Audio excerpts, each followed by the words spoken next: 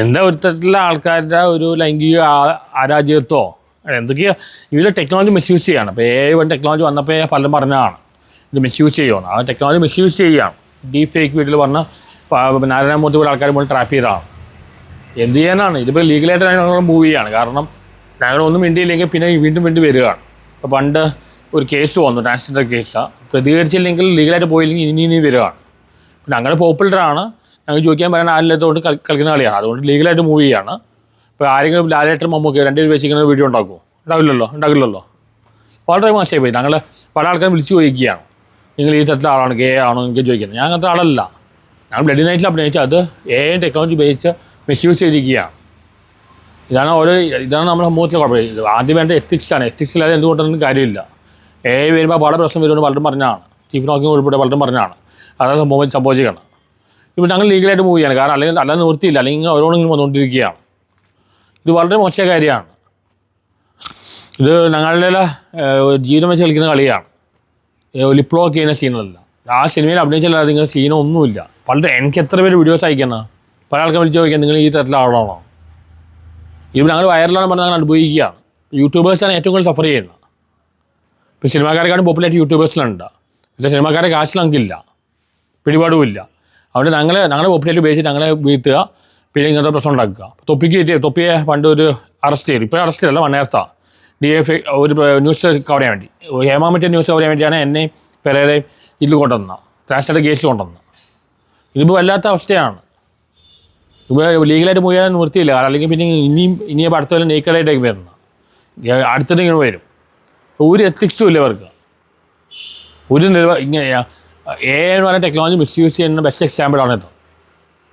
ഞങ്ങൾ എന്ത് ചെയ്യാനാണ്? വയർലൈൻ പോലെ ഇത്ര അനുഭവിക്കേണ്ട ആവശ്യമുണ്ടോ? ഇപ്പോൾ എനിക്കും പിറകെ മാർക്കറ്റ് വാല്യൂ ഉണ്ട്. ആ മാർക്കറ്റ് വാല്യൂ ഉപയോഗിച്ച് ഇത് സ്പ്രെഡ് ചെയ്ത് അവർക്ക് കാശ് കിട്ടും. കാശാണ് ഇവർ മെയിൻ പരിപാടി. ഞങ്ങൾ ട്രാക്ക് ചെയ്തിട്ടുണ്ട് ആരാണെന്ന്. വിട്ടുകൊടുക്കാൻ പോകുന്നില്ല. ഇങ്ങനെ വിട്ടുകൊടുത്ത് കഴിഞ്ഞാൽ പിന്നെ ഇങ്ങനെ വന്നുകൊണ്ടിരിക്കും. നിങ്ങൾ എപ്പോഴെങ്കിലും ലാലേട്ടർ മമ്മൂക്കി വെച്ച് ഇങ്ങനെ വീഡിയോ ഉണ്ടാക്കാൻ പറ്റുമോ? ലിപ്ലോക്ക് ചെയ്യാനുള്ള സംഭവം അറിയും. ഫാൻ ഷെയർ ഇങ്ങനെ ചെയ്യാൻ പറ്റുമോ? ഇപ്പോൾ ഞങ്ങൾ വൈറലാണ്. ഞങ്ങൾക്ക് പിടിപാടില്ലാത്തതുകൊണ്ട് കളിക്കുകയാണ്. ഞങ്ങൾക്ക് പിടിപാടിലുണ്ട്, ഞങ്ങൾ ഉപയോഗിക്കുകയാണ്. ലീഗലായിട്ട് തന്നെ മൂവ് ചെയ്യുകയാണ്. ഇത് മിസ്യൂസാണ്. പണ്ട് കമ്പ്യൂട്ടർ ആണ് മിസ്യൂസ് പോലെ ഇത് പല ആൾക്കാരും പറഞ്ഞാണ് മിസ്യൂസ്. മിസ്യൂസ് ബെസ്റ്റ് എക്സാമ്പിളാണ് ഇത്. വളരെ മോശം കാര്യം. ഒരു എത്തിക്സ് ഇല്ലാത്ത പരിപാടിയാണ്. ഒരാഴ്ച വാങ്ങാണിക്കണം. അവർക്ക് ഒരു മനുഷ്യത്വവും ഇല്ല. പിന്നെ അങ്ങനെ തന്നെ ഒരുപാട് പോകുമ്പോൾ എത്ര പേര് കളിയാക്കിച്ചിരിക്കുന്നത് അവർക്കാർക്കും അറിയില്ല. എൻ്റെ ബാക്ക്ഗ്രൗണ്ടൊന്നും പലർക്കും അറിയില്ല. ഞാൻ ഒരു എഞ്ചിനീയറാണ്, PhD ചെയ്യുന്ന ആളാണ്. ഇതൊന്നും ആർക്കും അറിയില്ല. നമ്മളെ വെറും കോമാളിയെ മാറ്റി പിറകിലാണ് കോമാളത്തെ കാണിച്ചിട്ടാണ് കോമാളി. നമ്മളെ വേറെ ഇല്ല, മീഡിയ വളച്ചു പിടിച്ചതാണ്. വല്ലാത്ത അവസ്ഥയാണ്. എങ്ങനെയോ വൈറലായതാണ്, പ്ലാൻ ചെയ്ത് വൈറലായിരുന്നല്ലോ. ഇപ്പോൾ ഒരുപാട് അനുഭവിക്കുന്നുണ്ട്. ഇപ്പോൾ എൻ്റെ സ്ഥാനത്ത് വേറെ ആളാണെങ്കിൽ ആ ട്രാൻസ്ജെൻഡർ കേസ് ആത്മഹത്യ പിന്നെ എന്തൊക്കെ അവസ്ഥ? നമ്മളിത് അവഗണിക്കുകയാണ്. ഇപ്പോൾ ലാലേട്ടനെ വെച്ച ആൾക്കാർ എന്തൊക്കെ പറയും, പുള്ളി അവഗണിക്കുകയല്ലേ. അതുപോലെ നമ്മൾ വിടുകയാണ്. പക്ഷെ അങ്ങനെ ഇത് ലീഗലായിട്ട് തന്നെ പോകും, ഒരു സംശയമില്ല. അല്ല, ഇപ്പോൾ ഈ ഫെയിമായിട്ട് മതിയായി. ഫെയിം നിങ്ങൾ വൈറലാവത്തെ പറയും. വൈറലായി കഴിഞ്ഞാൽ മനസ്സമാനം കിട്ടില്ല.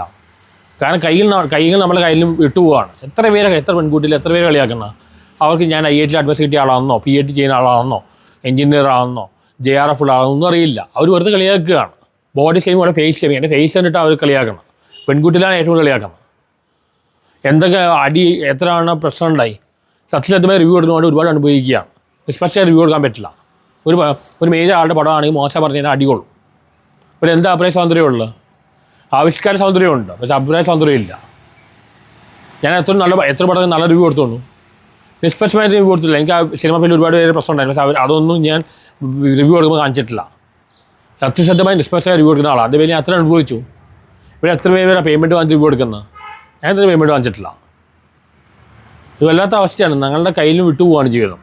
പെരേരയിൽ ഈ കോമാളിത്തരം എൻജോയ് ചെയ്യുന്നത്. ഞാനൊരു കോമാളിയല്ല. അങ്ങനെ എനിക്ക് ഓൺലൈൻ മീഡിയയുടെ ദേഷ്യമില്ല. കാരണം അവർ ജീവിക്കാൻ വേണ്ടി ചെയ്തതാണ്. ഇത് ഇങ്ങനെയല്ല ഉപദ്രവിക്കാൻ ലിമിറ്റ് ഉണ്ട്. നമുക്ക് വൈറലാണ് പറഞ്ഞത് എത്ര പേരെ ഒരു കളിയാക്കുന്നത്. അവർക്ക് എൻ്റെ ബാക്ക്ഗ്രൗണ്ട് അറിയൂ. ഇതിൽ വളരെ ക്യാരക്ടർ അസാസിനേഷൻ കാണിക്കുന്നത്. ഞാൻ ഗേ ആണെന്നല്ല പറയണ്ടേ. ഞാനും പലരും ഗേ ആണെന്നല്ല പറയണ്ട. എങ്ങനെ ഞങ്ങളങ്ങനത്തെ ആൾക്കാരൊന്നല്ല. ഇത് പറഞ്ഞ ടെക്നോളജി വന്നപ്പോൾ അത് മിസ്യൂസ് ചെയ്ത് ഡീപ് ഫേക്ക് വെച്ചിട്ടുണ്ടാക്കിയതാണ്. ഇങ്ങനെ നാരായണമൂർത്തി പല കേസും വന്നിട്ടുണ്ട്. ഇത് എന്ത് ചെയ്യാനാ? ലീഗലായിട്ട് പോയത് വേറെ നിവൃത്തിയില്ല. വല്ലാത്ത അവസ്ഥയാണിത്. നിങ്ങൾ ആർക്കും വയറിലായി കഴിഞ്ഞാൽ വയറിലാവരുത്. നിങ്ങളുടെ മനസ്സമാനം പോവും. ഞാൻ അറിയാതായതാണ്. വല്ല ഈ കമൻസിൽ എന്തൊക്കെ വൃത്തിയിൽ എഴുതി വെക്കണം, മരിച്ചു വേറെ ഭാവന വിളിക്കുക, എന്തൊക്കെ വൃത്തിയിൽ എഴുതി വെക്കണം. വല്ലാത്ത അവസ്ഥയാണിത്.